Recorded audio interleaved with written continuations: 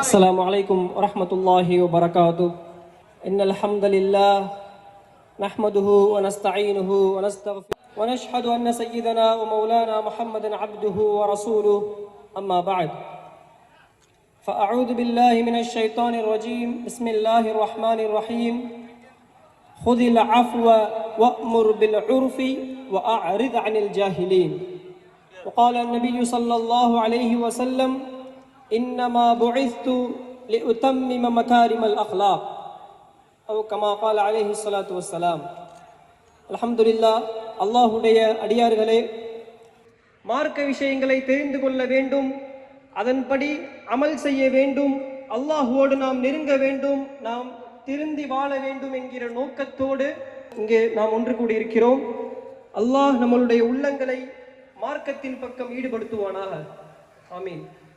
நாம் அனைவரும் நம்மளுடைய மனைவிகள், நம்மளுடைய பிள்ளைகள், நம்மளுடைய சொந்தங்கள், பெற்றோர்கள் அனைவரையும் விட்டு வெளிநாட்டிற்கு வேலைக்காக வந்து இங்கே இருக்கக்கூடியவர்களை சொந்தமாக நினைத்து மதம் பார்க்காமல், மார்க்கம் பார்க்காமல், அவர்களுடைய தோற்றத்தை பார்க்காமல் இங்கு நாம் ஒன்று கூடி சொந்தங்களாக நாம் இங்கு அமர்ந்திருக்கிறோம்.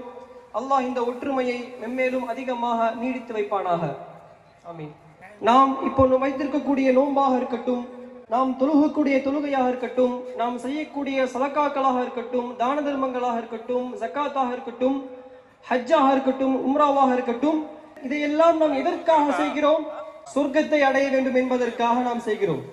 வெறுமென தொழுதால், குர்ஆன் ஓதினால், சதக்காக்களை செய்தால், ஹஜ் செய்தால், உம்ராவை செய்தால் அல்லாஹ் சொர்க்கத்தை கொடுப்பானா? இதே கேள்வியை சஹாபாக்கள் நபியிடத்தில் கேட்டார்கள். யா ரசூலுல்லாஹ், எந்த விஷயம் அதிகமாக எங்களை சொர்க்கத்தில் நுழைவிக்கும் என்று கேட்டார்கள். அதற்கு நபி அவர்கள், உங்களிடத்தில் இருக்கக்கூடிய நற்பண்புகள் தான் சொர்க்கத்தில் உங்களை அடைய செய்யும் என்று கூறினார்கள். இப்ப நம்ம நற்பண்புகளை பத்தி தான் நம்ம பேச போறோம் அப்படிங்கிறது நமக்கு தெரியுது. ஓ, நற்பண்புகளா இதுதானா? இந்த டாபிக் தெரிஞ்சா ஒன்னும் ஒரு 10 நிமிஷம் லேட்டா வந்திருப்பேன் அப்படிங்கிற மாதிரி நம்ம நினைப்போம். காரணம், நற்பண்புகள், நல்ல குணங்கள், நல்ல மனிதர்கள், நல்ல பழக்க வழக்கங்கள், இந்த வார்த்தைகளை எல்லாம் நாம் கேட்டாலே இதெல்லாம் நபியுடைய காலத்திலையும் சஹாபாக்களுடைய காலத்திலையும் அப்பயே இருந்து அப்பயே மௌத்தாவும் போச்சு, நற்குணமும் சேர்ந்து. நம்மளுடைய உள்ளத்தில் இருக்கக்கூடிய சில எண்ணங்கள், சில குணங்களை பற்றி நபி ஸல்லல்லாஹு அலைஹி வஸல்லம் அவர்கள் கூறினார்கள். இன்னல் முஃமின யதுரிகு தரஜத பிஹுஸ்னி ஹுல்கி. ஒருவர் காலம் முழுக்க தொழுகிறார், நோன்பு வைக்கிறார். ஒருவர் எப்பயாவது தொழுவார், ஆனா நல்ல குணத்தோடு இருப்பார், நல்ல முறையில் நடந்து கொள்வார், கோவப்பட மாட்டார், நளினமாக மக்கள்கிட்ட பேசுறது, இந்த மாதிரி நல்ல முறையில பேசுவார். நபி அவர்கள் கூறினார்கள், இவர் இருவருக்கும் ஒரே அந்தஸ்தை அல்லாஹ் கொடுக்கிறான். அந்த அளவிற்கு நல்ல பழக்க வழக்கத்திற்கு, நல்ல குணத்திற்கு அல்லாஹ் அவ்வளவு முக்கியத்துவத்தை நமக்கு பார்ப்பாரு. நாம் நல்ல பழக்க வழக்கங்களை, நற்குணங்களை நம்மிடமிருந்து வெளிப்படுத்தினால் அவர்களிடத்திலிருந்தும் அதே நற்பண்புகள் வெளியாகும். இந்த அனைத்து நற்பண்புகளுக்கும் ஒரு உருவம் கொடுத்து இவரை நாம் பின்பற்றினால், இவரை ஒரு அழகிய முன்மாதிரியாக நாம் பின்பற்றினால் எனக்கு இந்த நற்பண்புகள்லாம் வந்துரும் நம்ம நினைச்சோம்னா யாரை முன்மாதிரியாக வைக்கலாம்? நமக்கு எல்லாம் தெரிந்த நபி ஸல்லல்லாஹு அலைஹி வஸல்லம் அவங்கள தான் நம்ம முன்மாதிரியாக நம்ம வைப்போம். சரி, நபி வேணாம், எப்பவுமே நபியுடைய நற்குணத்தை தான் ஃபாலோ பண்றோம். நபியை இல்லாமல் வேற யாரை நற்குணத்திற்கு நம்ம எடுக்கணும்? நம்மளுடைய சிந்தனையில் கூட வராது நபியை இல்லாமல் வேற மற்றொரு நபரை யாரையும் கொண்டு வரவும் முடியாது. காரணம், அல்லாஹ்வே சொல்லுகின்றான், லகத் கான லகும் ஃபீ ரசூலில்லாஹி உஸ்வத்துன் ஹஸனா. அழகிய முன்மாதிரியை நபியிடமிருந்து நீங்கள் ஏற்றுக்கொள்ளுங்கள் என்று அல்லாஹ் சொல்லுகின்றார். அனைத்து விதமான நற்குணத்திற்கும், அனைத்து விதமான நற்பண்புகளுக்கும் ஒரு முன்மாதிரி நபியை அல்லாஹ் ஆக்கியிருக்கின்றார். நபிதான் நற்குணத்தில் சிறந்தவர் என்று அல்லாஹ் சான்றிதழ் வழங்குகின்றார். வ இன்னக லஅலா ஹுலுகின் அதீம். நபியே, நீயே நற்குணத்தில் சிறந்தவர் என்று அல்லாஹ் சான்றிதழ் வழங்குகின்றார். அப்படிப்பட்ட நபரை தான் நாம் முன்மாதிரியாக நாம் எடுத்துக்கொள்ள வேண்டும். நாம் விரும்பினாலும் விரும்பாவிட்டாலும் நபிதான் நம்முடைய முன்மாதிரி. அல்லாஹ் நபியை எதற்காக அனுப்பினான் தெரியுமா? அல்லாஹ் நபியை எதற்காக இந்த உலகத்திற்கு அனுப்பினான்? கரெக்டா தொழுவணும், நோன்பு வைங்க, சதக்கா கொடுங்க, குர்ஆன் ஓதுங்க, நன்மையை தீமையை தடுங்க என்பதற்கு மட்டும் நபியை அல்லாஹ் நபியாக அனுப்பப்படவில்லை. நான் ஏன் நபியாக அனுப்பப்பட்டேன் என்று நபியே சொல்கிறார்கள். இன்னமா புஇஸ்து லியுதம்மிம மகாரிமல் அக்லாக். நற்குணத்தை பரிபூரணப்படுத்துவதற்காக நான் இந்த உலகத்தில் அனுப்பப்பட்டேன். அல்லாஹ் அக்பர். நாம் சிந்தித்து பார்க்க வேண்டும். நற்குணத்தை பேசுவதற்கல்ல, நற்குணத்தை செயல்படுத்துவதற்கல்ல, நற்குணத்தை பரிபூரணப்படுத்துவதற்கு. நபி தான் நற்குணம், அவ்வளவுதான். நபியை விட்டு வேறு யாரையும் நாம் நற்குணத்திற்கு உதாரணமாக எடுத்துக்கொள்ள முடியாது, எடுத்துக்கொள்ள யோசிக்கவும் முடியாது. பரிபூர்ணத்தின் ஒரு அங்கமாக, ஒரு உருவமாக, நற்குணத்தின் ஒரு உருவமாக நபி ஸல்லல்லாஹு அலைஹி வஸல்லம் அவர்களை அல்லாஹ் ஆக்கியிருக்கிறார். நபி அவர்கள் கூறினார்கள், இன்ன மின் அஹப்பிக்கும் இலைய வ அக்ரபிக்கும் மின்னி மஜ்லிஸன் யௌமல் கியாமா. கியாமத்துடைய நாளில் எனக்கு ரொம்ப விருப்பமானவர், எனக்கு மிக அருகில் அமர்ந்திருப்பவர், உங்களில் யார் நல்ல பழக்க வழக்கங்களை, நற்குணங்களை பேணி நடக்கிறார்களோ அவர்கள் எனக்கு அருகில் இருப்பார்கள் என்று கூறினார்கள். நம்ம ஒருவரை சந்திக்க போகிறோம், ஒருவரை பார்ப்பதற்காக நம்ம போகிறோம். இன்னைக்கு நம்ம எல்லாருமே உட்கார்ந்து இஃப்தார் பண்ணிட்டு இருக்கோம். இன்னைக்கு பக்கத்துல உட்கார்ந்து இருக்கக்கூடிய ஒரு நபர் நாளைக்கு ஒரு பிரபலமாக மாறுகிறார். இன்னைக்கு நம்ம அவர் பக்கத்துல உட்கார்றதுக்கும் நாளைக்கு அவரே நம்மளை கூப்பிட்டு பக்கத்துல உட்கார சொல்றாங்க. இன்னைக்கு உட்கார்ந்த மாதிரி நம்ம உட்காருவோமா? உட்கார மாட்டோம். காரணம், அவர் நம்மளை விட கொஞ்சம் அந்தஸ்துல உயர்ந்து விட்டார், கொஞ்சம் பதவி அவருக்கு வந்திருக்குது.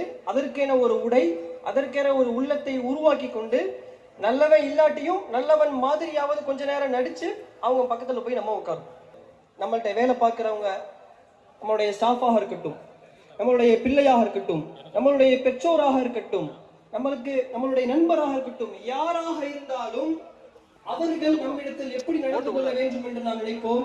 நம்ம கூடையே இருந்து நம்மள்கிட்ட தான் வேலை பார்க்கிறாங்க, ஆனா நம்மளுடைய பொருட்களையே அவர் திருடி விட்டால் அவர் கூட வச்சுப்போமா? அனுப்பி விட்டுருவோம். நமக்கு முகத்துக்கு முன்னால் சிரித்து கொண்டு நமக்கு பின்னாடியை பத்தி, நம்மளை பத்தி தப்பு தப்பா பேசினா அவர் நம்ம கூட வச்சுப்போமா? வச்சுக்க மாட்டோம். அவர் யாராக வேணுமானாலும் இருக்கட்டும். ஒருத்தர் நம்மளை பத்தி தவறாக பேசினால், தவறாக நினைத்தால், தவறு ஏற்படுத்தினால், வழிகெடுத்தால் நம்ம கூட அவங்கள வச்சுக்க மாட்டோம். சாதாரண ஒரு மனிதன் நம்மளே ஒருத்தவனை பத்தி கெட்ட குணத்தோடு இருப்பவரை நாம் சேர்க்கவில்லை என்றால், நற்குணத்தின் தலைவர் ஸல்லல்லாஹு அலைஹி வஸல்லம் அவர்கள் எப்படி அவங்க பக்கத்துல நம்மள உட்கார வைப்பாங்க கியாமத்துடைய நாள்? அதை தான் சொல்கிறார்கள், அபஅதிக்கும் இலைய மின்னி யௌமல் கியாமா. என்னோடு தூரமாக இருப்பவர், நான் கோபப்படக்கூடியவர் யார் கெட்ட குணத்தில் இருக்கிறாரோ என்னை விட்டு அவர் மிகவும் வெகு தூரத்தில் இருப்பார். நான் அவர் மீது அவ்வளவு கோபப்படுவேன் என்று நபி ஸல்லல்லாஹு அலைஹி வஸல்லம் அவர்கள் கூறினார்கள். சாதாரண ஒரு மனிதன் நம்மளை நற்குணம் யாரிடத்தில் இருக்கிறதோ அவரை தான் நம்ம அருகிலேயே சேர்ப்போம். அவரை நாம் நண்பராக வைத்துக் கொள்வோம். அவரை நாம் வீடு வரைக்கும் அழைத்து சொல்லுவோம். அவருக்கு நாம் உணவு வாங்கி கொடுப்போம், உதவி செய்வோம். இந்த உலகத்திலேயே நம்மளை பத்தி தப்பு தப்பா பேசி நமக்கு தீங்கு செய்யக்கூடியவர் நம்ம என்ன செய்வோம்? பக்கத்திலேயே வச்சுக்க மாட்டோம். அல்லாஹ் நம்மை பாதுகாப்பானாக. நல்ல குணங்களை அல்லாஹ் நமக்கு மென்மேலும் அதிகமாக மாறி வழங்குவானாக. நற்குணத்தை சுருக்கமாக நாம் பார்க்க வேண்டும் என்றால் 3 விஷயத்தை இன்ஷா அல்லாஹ் நாம் பார்த்துக் கொள்வோம். முதலாவது, தலாக்கத்துல் வஜ், பத்லுன் நதா, கஃபுல் அதா. இந்த 3 விஷயத்தை பேணி பாதுகாத்து நடந்தால் அனைத்து நற்குணங்களும் இன்ஷா அல்லாஹ் இந்த 3க்குள் அடங்கிவிடும்.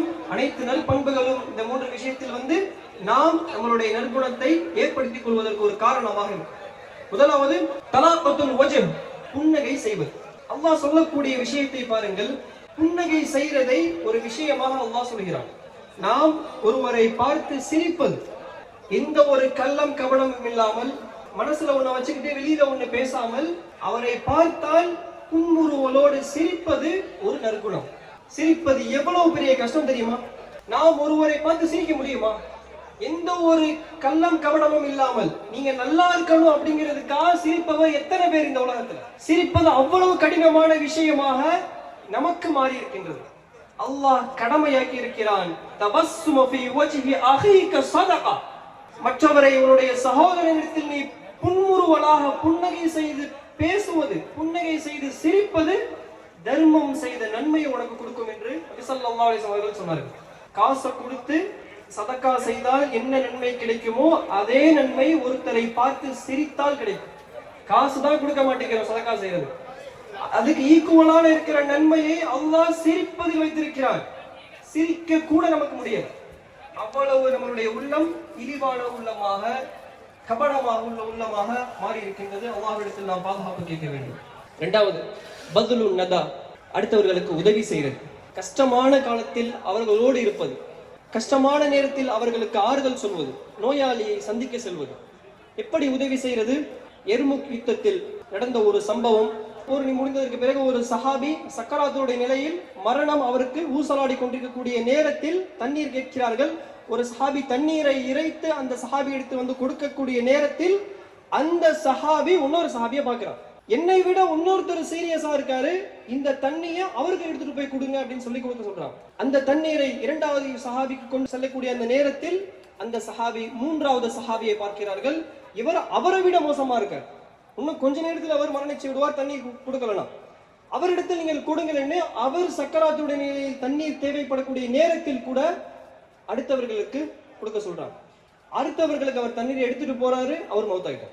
சரி, இவர் மௌத்தாயிட்டாரு. இரண்டாவது கேட்டவருக்காரு அவசரமா வந்து கொடுப்போம், அவர்கிட்ட தண்ணி கொடுக்க போறாரு, அவரும் மௌத்தாயிட்டார். சரி, முதல்ல எடுத்து கேட்டவருக்காக கொடுப்போம், அவர்கிட்ட வர அவரும் மௌத்தாயிட்டார். அல்லாஹு அக்பர் கபீரா. இந்த ஹதீஸுகளை எல்லாம் நம்ம கேட்கும் பொழுது நம்மளுடைய உள்ளம் இப்படிலாம் இருந்திருக்காங்களே அப்படின்னு கேட்டு முடிச்சதுக்கு அப்புறம் நம்ம இப்படிதான் இருக்க போறோம் அப்படிங்கறது மாதிரி நம்ம செட் பண்ணிப்போம் நம்ம உள்ளத்தை. இது போன்ற உதவி செய்யக்கூடிய, விட்டு கொடுக்கக்கூடிய ஒரு உள்ளத்தை அல்லாஹ் நம்மளுடைய உள்ளமாக மாற்றுவானாக. மூன்றாவது கஃபுல் அதா, மற்றவருக்கு நோவினை செய்யாமல் இருப்பது. நீங்க உதவி செய்யாட்டியும் பரவாயில்ல, உபத்தரம் செய்யாமல் இருப்பது. முஸ்லிம்னா யார்? யார் முஸ்லிம் என்று நபி அவர்கள் கூறுகிறார்கள், மன் சலிமல் முஸ்லிமூன மின் லிசானிஹி வ யதிஹி, அவர்களுடைய வாயாலும் அவருடைய கரத்தாலும் யாருக்கு நோவினை கொடுக்காமல் இருக்காரோ அவர்தான் முஸ்லிம். வாங்கிய அமானிதத்தை பேணி பாதுகாப்பது, அநியாயம் செய்யாமல் இருப்பது. மற்ற ஒரு அடியாருக்கு நாம் எப்போது அநியாயம் செய்கிறோமோ நம்மளுடைய வாழ்க்கையில் செய்த ஒட்டுமொத்த அமல்களையும் நாம் மீனெடுத்து விட்டோம் என்று நாம் நினைத்துக் கொள்ள வேண்டும். சஹாபாக்கள் கேட்டார்கள், மனில் முஃப்லிஸ். முஃப்லிஸ் அப்படிங்கிறதுக்கு அர்த்தம் வந்து போண்டி ஆகிறது, எதுவுமே இல்லாம ஆகிறது அப்படிங்கிறதுக்கான அர்த்தம். அப்போது நபி அவர்கள் சொன்னார்கள், இந்த உலகத்தில் 5 வேளை தொழுகை தொழுவார், ரமதான் மாதத்தில் நோன்பு வைப்பார், ஒவ்வொரு வாரமும் திங்கட்கிழமையும் வியாழக்கிழமையும் நோன்பு வைப்பாங்க, ஒவ்வொரு மாதமும் 3 நாட்கள் நோன்பு வைப்பார்கள், சதக்கா கொடுப்பார்கள், ஹஜ் செய்வார்கள், உம்ரா செய்வார்கள், எல்லா விதமான இபாதத்துகளையும் செய்வார்கள். அடுத்தவர்களுக்கு செய்ய வேண்டிய, அடிமைகளுக்கு செய்ய வேண்டிய, அடியார்களுக்கு செய்ய வேண்டிய கடமைகளை அவர்கள் கோட்டை விடுவார்கள். அவர்கள் கியாமத்துடைய நாளில் வருவார்கள். வந்ததற்கு பிறகு யாருக்கு நாம் அநியாயம் செய்தோமோ, யாருக்கு நாம் பணத்தை வாங்கி கொடுக்காமல் இருந்தோமோ, யாருக்கு நாம் அநீதம் செய்தோமோ, யாரை நாம் திட்டினோமோ, அடித்தோமோ, யாருடைய இடத்தை நாம் அபகரித்தோமோ, அனைவரையும் தீர்ப்பு நாளில் கொண்டு வரப்படும். அவர்களிடத்தில் நம்மளுடைய எல்லா இபாதத்துகளையும் அவரிடத்தில் கொடுத்து, அவருடைய எல்லா பாவத்தையும் அல்லாஹ் நம்மிடத்தில் கொடுத்து, அல்லாஹ் நம்மை நரகத்தில் சிக்கக்கூடிய ஒரு நிலைமை ஏற்படும். அவர்தான் முஃப்லிஸ் என்று சொன்னார்கள். நஊது பில்லாஹி மின்ஹு. இவ்வளவு நாள் இபாதத் செய்தது எல்லாமே வேஸ்டா போச்சுல. அல்லாஹ்வுக்கு செய்ய வேண்டிய கடமைகள் அது தனி. நீ என்ன வணங்குறியா, தனியா வணங்கு, தனியா பாவம் செய், பாவ மன்னிப்பு கேளு, நான் மன்னிச்சிடுறேன். என்னுடைய அடியானுக்கு ஏதாவது அநியாயம் செய்தால் உன்னை நான் மன்னிக்க மாட்டேன். அல்லாஹ் 70 தாய்க்கும் மேல் இரக்கமுடையவன். அவனிடத்தில் நாம் குறை ஏற்படுத்தினால் அவன் மன்னிப்பான். அடுத்தவர்களிடத்தில் நாம் அநியாயம் செய்தால் தாய் இரக்கம் விட்டு பட மாட்டாங்க, கோபமும் படுவாங்கல்ல. அல்லாஹ் அதை விட அதிகமாக நம்ம இடத்தில் கோபப்படுவான். அவன் மன்னிக்காதவரை நான் உன்னை மன்னிக்க மாட்டேன் என்று சொல்லிடுவான். இந்த 3 குணங்கள் நம்ம இடத்தில் வர வேண்டும். குர்ஆன் சொல்லக்கூடிய ஒரு குணம், வல் காதிமினல் கைத் வல் ஆஃபின அனின் நாஸ், கோபத்தை வென்று மிழுங்கக்கூடியவர்கள் என்று சொல்வார். அது ஒரு நற்குணம். நம்ம எப்ப கோபப்படுவோம்? நம்மை ஒரு அநீதம் செய்து விட்டால் நம்ம கோபப்படுவோம், தீங்கு வச்சுட்டா நம்ம கோபப்படுவோம். அதை திருப்ப நம்ம அடிக்க முடியாமல், பழிவாங்க முடியாமல் அந்த கோபம் நமக்கு தீராது. அந்த நேரத்தில் நாம் எதை மனதில் கொள்ள வேண்டும்? இதற்கான கூலி அல்லாஹ்விடத்தில் கிடைக்கும். அவ்வளவுதான். இப்படிதான் சஹாபாக்கள் இருந்தார், இப்படிதான் நம்மளும் இருக்க வேண்டும். இதற்கான கூலி கிடைக்கவே கிடைக்காது என்றால் அல்லாஹ்வின் மீது நாம் நம்பிக்கை இல்லாமல் பேசுவதற்கான அர்த்தம். இங்கே அடிச்சுக்கிறியா அடிச்சு, என் பணத்தை புடிங்கிறியா புடிங்க, எனக்கு நீ பொறாமை ஏற்படுத்தியா ஏற்படுத்தி, இதற்கான கூலி அல்லாஹ்விடத்தில் எனக்கு கிடைக்கும் என்பதை இன்று நளினமாக ஈஸியாக நாம் எடுத்துக்கொள்ள வேண்டும். உமர் ரலியல்லாஹு அன்ஹு அவர்கள் தெருவில் நடந்து கொண்டு போயிருந்தார்கள். இரவு நேரத்தில் தூங்கிக் கொண்டிருந்த ஒருவருடைய காலை தெரியாம தட்டிட்டு போயிட்டான். அவர் தூக்கத்துல எந்திரிச்சு, இந்த மஜ்னூன், பைத்தியக்காரனா நீ, யாரை பத்தி கேட்கிறான். உமர் ரலியல்லாஹு அன்ஹு ஹலீஃபாவா இருக்கக்கூடிய அந்த நேரத்தில் கேட்கிறான். அதுக்கப்புறம் காலையில் விழிஞ்சதுக்கு அப்புறம் அங்க இருக்கக்கூடிய மக்கள் உமர் ரலியல்லாஹு அவர்களை பார்த்து கேட்கிறார்கள், உமரே, உங்களை பார்த்து ஒருவர் லூசா, பைத்தியக்காரன் என்று கேட்கிறார்கள், நீங்க அவர் எதுவுமே பண்ணாம வந்துட்டீங்க அப்படின்னு சொல்லும் பொழுது அவர் என்ன கேட்டாரு? பைத்தியக்காரன் கேட்டாரு. நான் இல்லைன்னு சொல்லிட்டு வந்துட்டேன். எப்படிப்பட்ட ஒரு பக்குவம் ஒரு ஹலீஃபாவிற்கு, உமர் ரலியல்லாஹு அன்ஹு அவர்களுக்கு வரக்கூடிய கோபத்திற்கு அவன் அந்த பக்குவம் இருக்கிறது என்றால் நம்மளுடைய கோபம்னா இந்த மூளை. அல்லாஹ் நம்மளுடைய உள்ளத்தை லேசான மென்மையான உள்ளமாக அல்லாஹ் நமக்கு ஆக்கியருள் புரிவானாக. நற்குணம் மட்டும்தான் மரணத்திற்கு பிறகும் பேசப்படக்கூடிய ஒரே விஷயம். நம்மளுடைய மூதாதையர்களாக இருக்கட்டும், தாய் தந்தையர்களாக இருக்கட்டும், யாராக இருக்கட்டும், அவர்களிடத்தில் நாம் பேசக்கூடிய ஒரே விஷயம் என்னது? அவர்களை பற்றி நாம் நல்ல குணத்தை மட்டும்தான் நாம் பேசுவோம். அப்படிப்பட்ட ஒரு குணத்தை அல்லாஹ் நம் அனைவருக்கும், நம்மளுடைய பிள்ளைகளுக்கும் அனைவருக்கும் தந்தருள் புரிவானாக. நாம் கேட்கக்கூடிய எல்லா விதமான துஆக்களையும் அல்லாஹ் பரிபூர்ணமாக ஏற்றுக்கொள்வானாக. அல்லாஹ் நம்மளுடைய சோதனைகளை எல்லாம் நீக்கி, நம்மளுடைய பிரச்சனைகளை எல்லாம் லேசாக்கி, அந்த பிரச்சனைகளை தாங்கக்கூடிய எல்லா விதமான சோதனைகளிலும் அல்லாஹ்வின் மீது மட்டுமே முழுமையாக நம்பிக்கை வைக்கக்கூடியவர்களாக நம்மை அல்லாஹ் ஆக்குவானாக. அல்ஹம்துலில்லாஹி ரப்பில் ஆலமீன். அஸ்ஸலாமு அலைக்கும் வரஹ்மத்துல்லாஹி வபரகாத்துஹு.